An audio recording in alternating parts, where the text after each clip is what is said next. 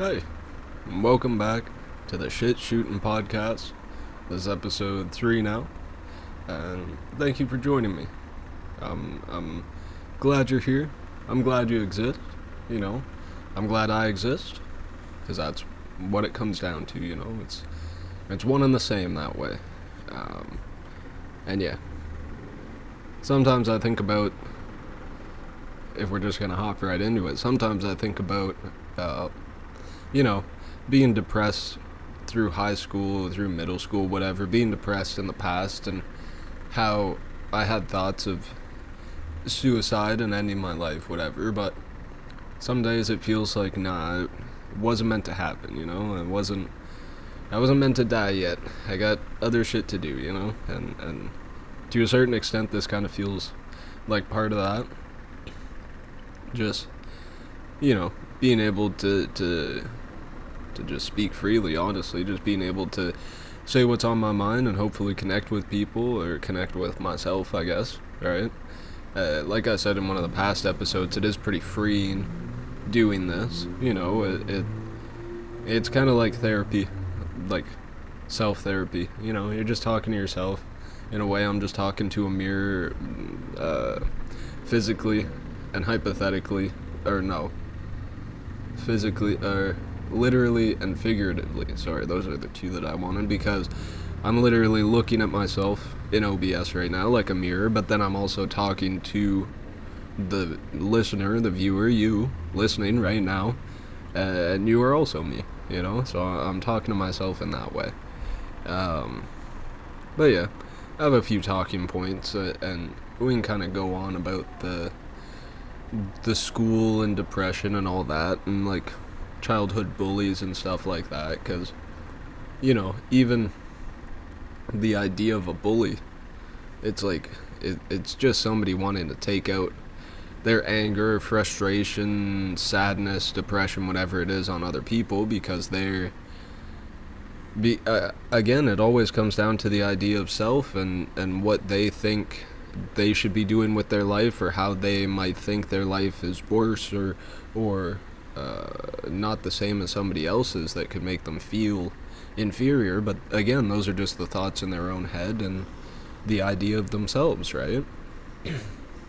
It's kind of funny that way, how people try to run away from, everybody does this in a sense, especially when we're younger, maybe before we've had realizations or grown up in a sense, right? But everybody has that where they're running from something, and sometimes you just have to take a second and stand there and realize, like, well, what am I running from? What am I scared or insecure about? And you just gotta face your fears. And I think that's that kind of goes back to Native American culture and what they were talking about with psychedelics or the spiritual journey in general. It's just like coming to terms with your fears and what do you truly fear. I feel like a lot of it could have been death or like, it's hard to say what anybody fears in life. Maybe it's a literal predator if you're hunting out in the wild, like a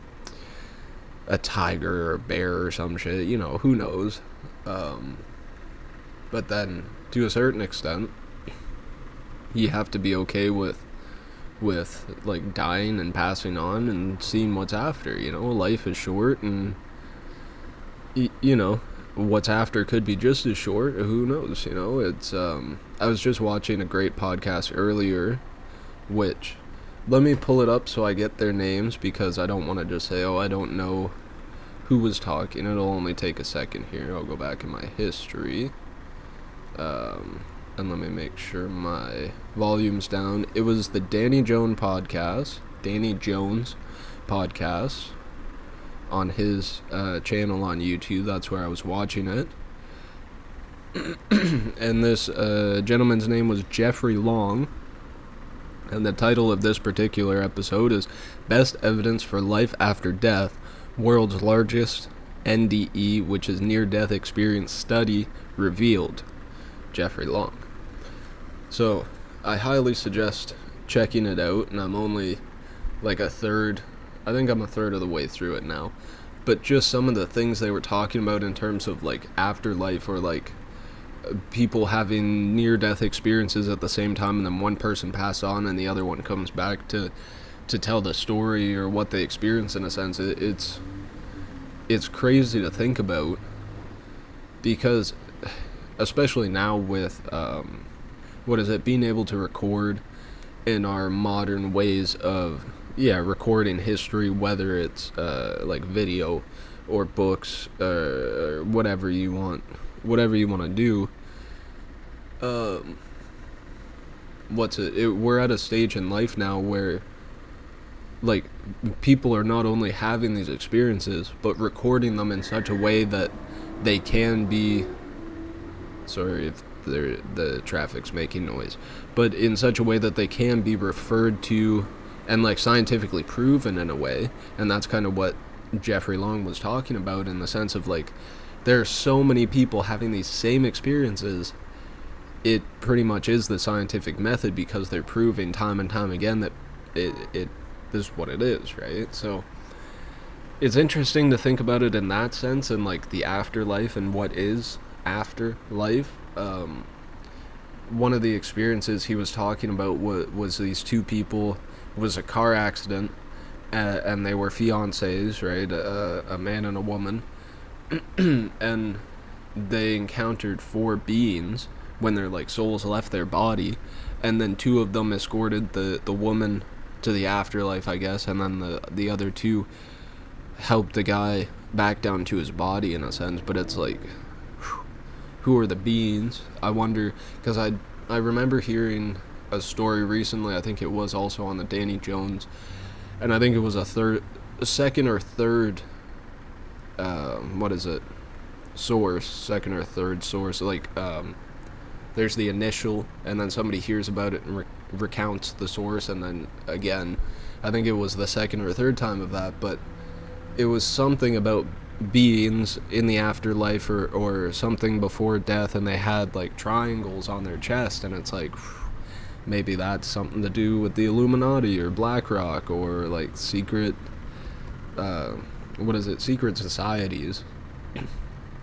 But even that, like yesterday I was talking with Ben on the Ebb and Flow podcast, and we recorded the episode. You'll probably see this depending on when this goes up. Actually, you should check his channel, because it could be up right now. We were talking about like control, and how I say fuck the governance of the people, and how like one of the only isms we have to worry about now, in a sense, is like classism, because a lot of our problems stem from that, right? And how they try to divide us and all that. But he was saying you could even go a step further and talk about like egoism, or like the ego being part of the problem, in the sense of like, or the idea of self, really, because that's in a sense what's getting in the way, and what people like cling on to, that makes them want this control, or like this idea or need to be better than anybody. It's like, what? For who, man? What are you compensating for? What are you scared of? What are you running from? Like, it's again, it's funny to think about. Like, it's the cause of all our suffering and shit, in a way, is ourself. Like, it's like you're sitting in a cage with an open door, and it's like you can go whenever you want, but you're trapped in the feeling of like the comfort, and the like, oh, this is all I've known, so I can't go anywhere. That's like the philosopher that talked about the people in the cave, and then the one leaves the cave and tries to come back and tell people what he saw, and they say, oh no, you're crazy. Like, what? And why not believe people, in a sense of like, what if what they're saying has some validity to it, right? Like, what if everybody's trying to say the same thing in the only way they know how? You know? It's, yeah. I don't know. And that's, like, oh, someone's got issues with their brakes or something. Holy shit. Squealing outside on the road. But that's like, when I was a kid, I had this feeling of like, in elementary school even, like wanting to be friends with everybody, but in a sense realizing like everybody doesn't necessarily want to be friends with you, but it's like, why can't we just be on like good terms with everybody? We don't have to be the closest of friends with people, but at least be on the level of acquaintances, not just like, oh yeah, there's that guy, I don't like him for this reason. It's like, why? What are you holding against that person? And in a sense, I felt that even against my bullies, to a sense where I did hold some of this I did hold resentment for some time, but then I got to a point where I'm like, oh, they're just like, it's because they feel like their life is shitty, or they're not in a state of like acceptance or realization in their life where they feel the same way that I do. And it sucks when you realize it, but it's also like, I don't know. It's like trying to help a drug addict or a homeless person out on the street. It's like they have to want to change for themselves, and you can do as much as possible. Like, you can do as much as humanly possible, or as much as in your power, as much as that's in your power, whatever, to try and help them. But if they don't want to help themselves, if they don't want to do it for themselves, nobody outside of themselves is gonna help them, right? Yeah, I think that definitely relates to the bullying as well. It's like, I don't know. It's like people have to grow up and look back on their life and realize, oh, I was being a dickhead for stupid reasons, and then take that lesson on with them in life. But I don't know, maybe to a certain extent, maybe a bully is deserved of a punch in the face, and then that would help them have the realization sooner that they were being a bit of a dickhead. But that's not necessarily in everybody's place to punch them in the face, you know? It's like, and I'd like to hope and pray in a sense that the system does work in the way that it does provide justice to people who do bad things, but I don't know, it's hard to say if it is like, if they will ever see justice in their life, or if it is on a karmic level, like maybe before they die, like life will exact its revenge, quote unquote. But I don't think that's necessarily what's happening. But just like, I don't know, I feel like everybody has to have some sort of realization or experience in their life that makes them come to the realization, I guess, that like, just like, love everybody like it's yourself, because that's all it is. Everybody is you, like. But it also comes down to like self-love, and like, are you willing to accept and love yourself, like literally who you are, past the idea of yourself, or who you think you are, what you think you are. It's like, man, I'm looking at a tree right outside my window. What if I'm made of the exact same shit as that? So are you. So like, there's so much commonality in the world that we either don't see or choose to ignore. It's like, why can't we see it? Where, like, I don't know. And see, here, 1 sec. Cheers. In a sense, that's why I love rap music so much, and just like music in general that's not like mainstream shit, because I feel like once you get to mainstream levels, then people are writing songs for you and you're pushing agendas and whatever else. But like rap music at that authentic underground level, when you're really trying to make it out of whatever shitty situation you're in, that's the most real authentic shit you can have, because it's people just living their life. Sure, you have the gangster rap, but I feel like in the truest sense of the art form, you don't have to rap about that. Even if you live that, you can still rap about trying to make it out and trying to better your life and yourself and the realizations you're having in your life. Like, that's kind of what I try to do with my music. It's like,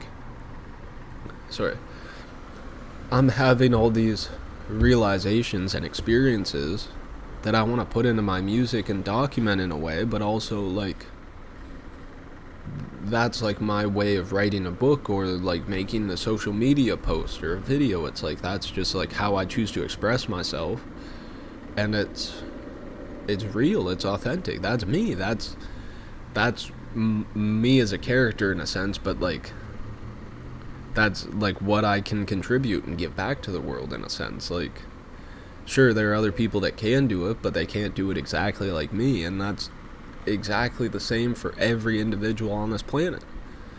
Even if 10 people are doing the same job, each one of them will find ways to do it uniquely them, like uniquely their way, I should say. Um, and I feel like that's some of the beauty of being human too. It's like the uniqueness and the like we should accept everybody for the uniqueness and the talents they can bring to the table. What can each individual bring to the table that others can't, and once we realize that, I feel like we're gonna be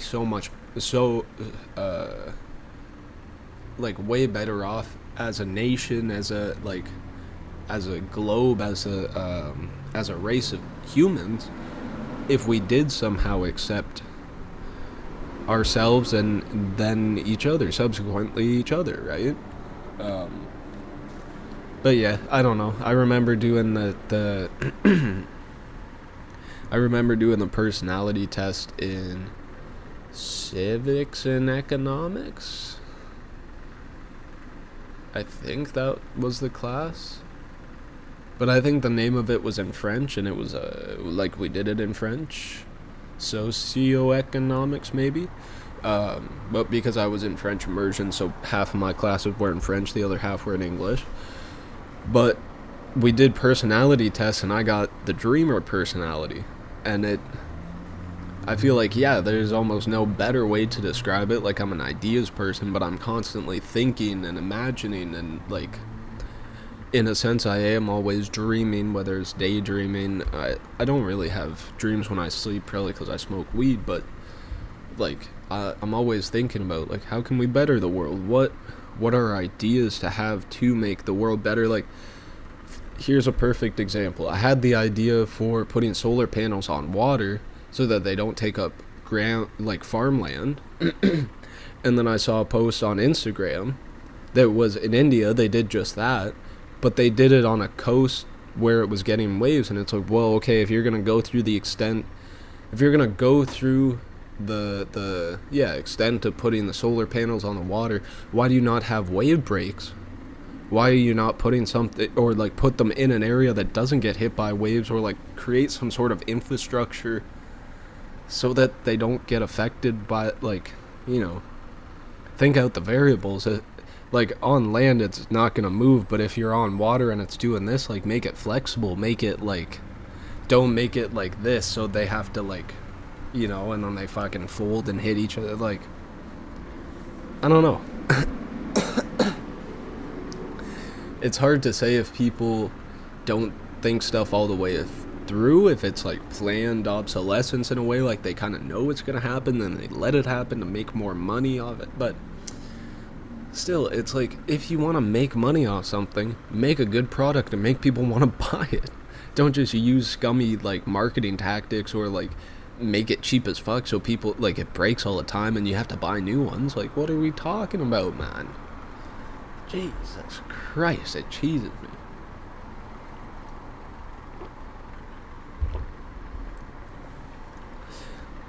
me. But like, going back to rap music and underground music in general, like, I don't know, I feel like SoundCloud is kind of still the place to go for that kind of thing, right? Like, it's one of the most, like, uncensored, raw places to get music, I feel like, especially compared to like Spotify, Apple Music. Like, SoundCloud, you go on the website and you click upload once you make a profile, and you can put whatever you want up there, as long as it's not copyrighted. Then it'll get taken down. But with excuse me,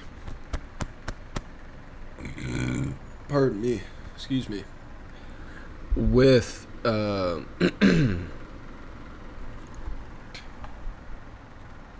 sorry, again.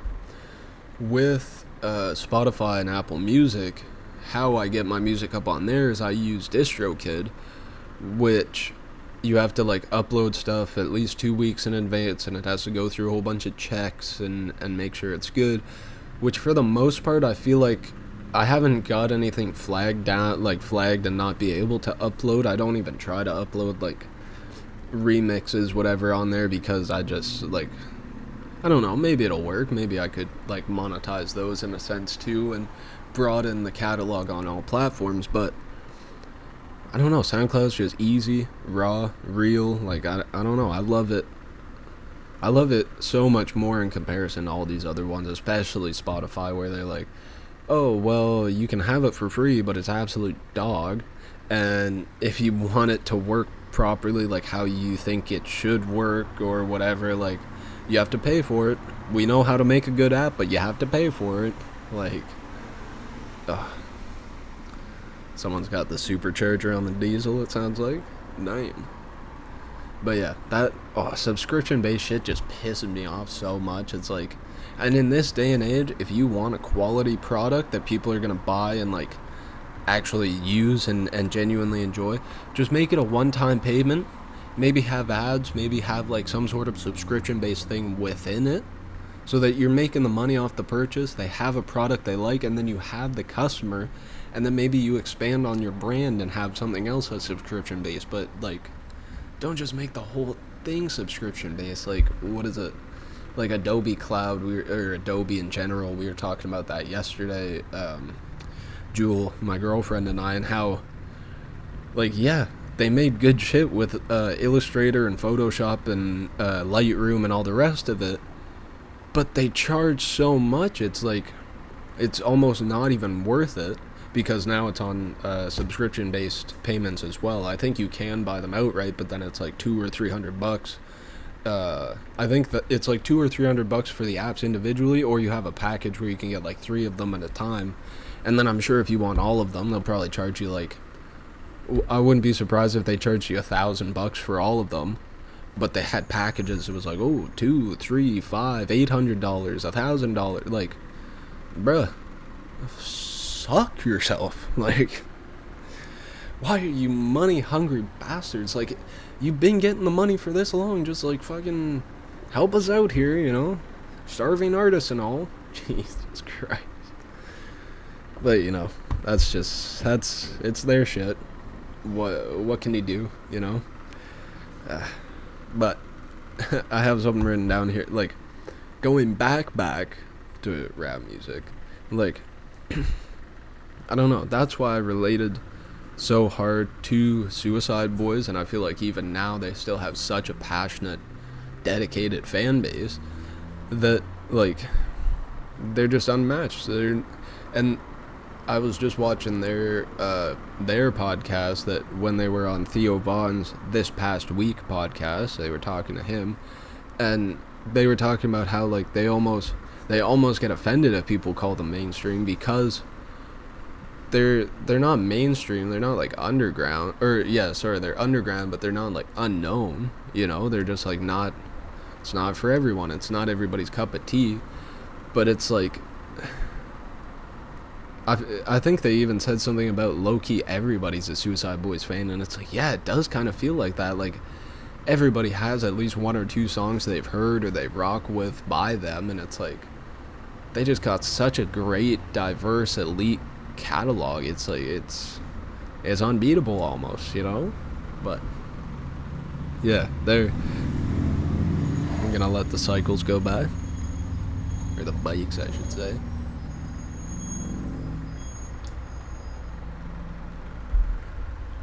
Sorry, I have my window wide open. I'm gonna do another one right after this probably, and I can close the window, you know. But again, sorry if the audio is kind of messed up or there are some pauses, whatever. Like, I want to do this raw, real, long form, unedited, just me as a person. And then, whether you find this first or you find the music first, I want people to be able to see who I am as a person and try to, like, be able to relate in a similar way to the Suicide Boys. Like, it's grow a real, genuine fan base from real people who actually, like, care and listen to real, genuine people, you know? Like, oh, I just can't. Sorry. I just can't get into all this, like, fake shit anymore. I spent so long listening to, like, radio music and like, being tapped into pop culture and all, like, the music scene and all these different artists, and it's like, it's honestly, it's just such a waste of time. If they're not saying anything worth listening to, why are you, like, if they're not saying anything worth listening to in the music, why are you giving them the time of day and, like, their personal life and their drama? It's like, just let them live and just, like, check in on their music once in a while. Maybe they'll make something. But I feel like that's also, like, artists now, because they have to do so much, like, social media work and advertising and, like, showing the behind the scenes of their life, that it just turns into the clout chasing game of, like, oh, well, what can I get views off of in my life? And then it just turns into drama, and, like, it's not worth it, man. That's kind of the curse of it, but you can't give in, you know. Yeah, and I don't know, I wonder if that's kind of why you see artists, like, giving in to Satan or the devil or, like, whatever it is, because they're, I don't know, I wonder if they're lost in a way, or they're, like, trying to find, like, purpose or a group or some sort of, like, I don't know, that shit's so weird to me. It's like, if you're gonna give into any religion, why are you giving into that one? Like, just peace and love, man. That's what Bob Marley was trying to say. One love, you know? Why are you, like, just crazy shit, man. I don't know. Life's crazy, especially organized religion. I feel like that is just such a hoax and such a misleading thing. Like, if you really want to find enlightenment, try looking within yourself, you know? But yeah, I'll probably leave this one a little bit on the shorter side. Let's see what else I have for talking points. Yeah, I just kind of let my mind wander. I have a few things. Yeah, and, like, here's something that kind of relates to bullying in a sense. It's like, you can learn something from everyone, right? And I think I even said that. Sorry, I hit the mic. I think you can even, I even said that earlier in this podcast. It's like, you know, why can't we learn something from everyone, right? Like, everyone has something to offer. And then, yeah, you know, I'll reiterate it in a way. This is my way of, like, practicing what I'm preaching. I'm not trying to talk from a sense of, like, oh, I know what I'm talking about, I'm better than anybody else. It's like, no, man, it's all, everybody's just at their own point in life doing their own thing, and just, like, live and let live, you know. This is what I'm doing to try and practice it. I'm not trying to tell anybody that they're doing something wrong or living their life the wrong way. It's like, there is no right and wrong. Just like, you know, there is no good or bad, which I am also trying to, like, kind of hammer in a little bit. Like, you know, drugs don't kill people, guns don't kill people, people kill themselves and others, you know. If you want to come away from this episode with a quote, there's a good one for you, you know. And yeah, just, yeah, again, like Bob Marley was saying, one love. Like, every little thing is gonna be alright. Don't stress.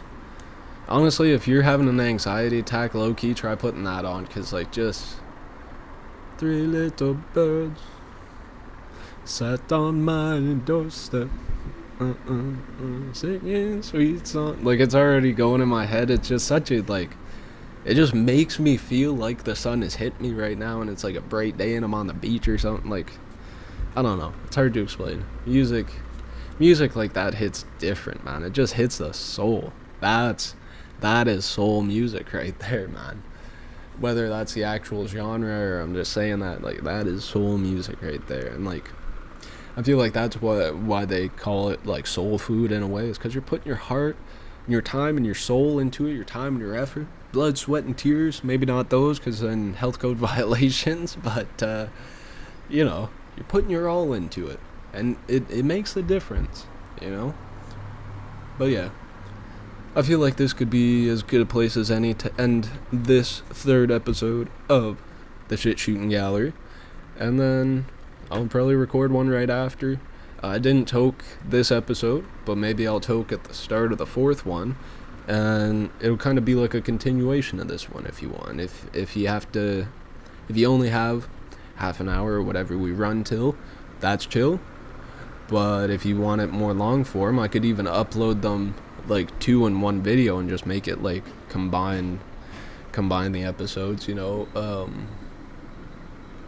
but yeah, it's all love. It's all like, question everything. Question the idea of yourself. Question what you're scared of and what you're running from. Question everything. And you will find that I feel like the answer is always a lot simpler than we want it to be, and it's always right in plain sight, and it's right there. You just have to open your eyes, you have to wake up in a sense. Stop sleeping on them. But yeah, I appreciate y'all. Thank you for tuning in to another great episode. I love you. Thank you for being here, being alive, man. Talking to myself, which is you, which is me, which is us, which is the earth and the galaxy and the infiniteness of everything. And just let that sit for a second. But yeah, I'll leave it there. Stay safe. Good luck. Ease. My mouse.